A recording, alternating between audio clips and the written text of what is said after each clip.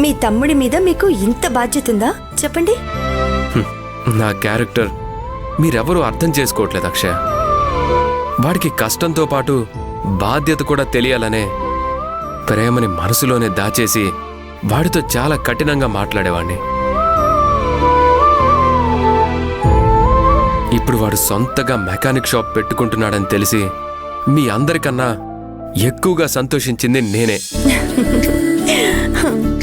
వాడి ఫ్యూచర్ బాగుండాలనే నేను కోరుకుంటాను.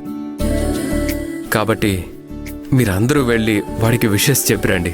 నాకు ఎలాంటి అభ్యంతరం లేదు. నిజంగానే మీరు ఒక అర్థం కాని పుస్తకం అండి. నా సంగతి పక్కన పెట్టు. ఇందులో నాకు అర్థం కాని విషయం ఒకటి ఉంది. ఏంటండి అది? కార్తిక్ షాప్ పెట్టుకోవడానికి 2 లక్షలు ఎవరిచ్చుంటారు? ఒకవేళ నాన్న ఎవరి దగ్గరైనా అప్పు చేసి ఉంటారా? లేదండి, మామయ్య గారు డబ్బు ఇవ్వలేదు. అంటే మనకి తెలియకుండా ఏమైనా? లేదండి, నేను కన్ఫర్మ్ గా చెప్పగలను, మామయ్య ఎక్కడా అప్పు చేయలేదు. అడుగుతున్నానని తప్పుగా నాకు అర్థమవుతోందండి. నేను కూడా ఎవరిని డబ్బు అడగలేదు, ఎక్కడా అప్పు చేయలేదు.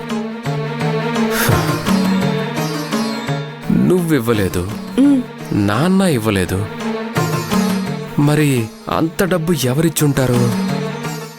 ఒకవేళ ఆ మోసగాడు మోహన్ రామ్ ఇచ్చుంటాడా? వాణ్ణి బెయిల్పై తీసుకొచ్చింది ఆ పెద్ద మనిషే కదా.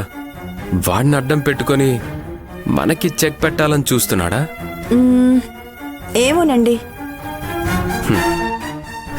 సరే, ఆ సంగతి పక్కన పెట్టు. రేపు మీ అందరూ వెళ్ళిరండి. సరే.